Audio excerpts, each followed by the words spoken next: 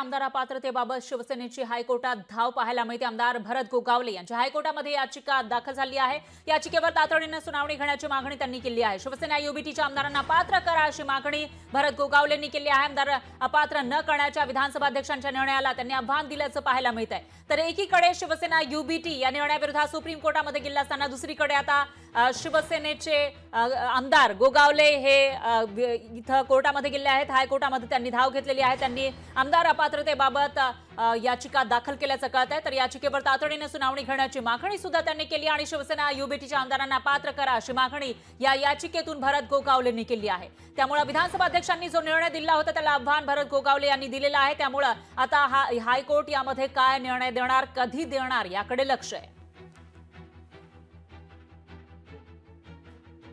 सोडून द्यावं, ते आता निवडणुकीत हरणार आहेत। त्यांना सुप्रीम कोर्टाने अपात्र ठरवलं आहे। आता ही 2 महिन्यासाठी धावाधाव करून ते काय मिळवणार आहे? सर्वोच्च न्यायालयानं जर संविधान आणि घटनेचं मान राखला तर 24 तासामध्ये सगळे अपात्र ठरतील। त्यांचा पक्ष, त्यांचं चिन्ह हे गोठवलं जाईल।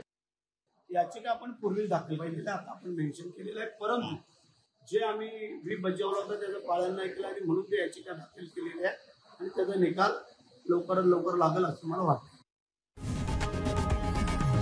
लोकशाही मराठी ऐका, पहा, जागरूक रहा।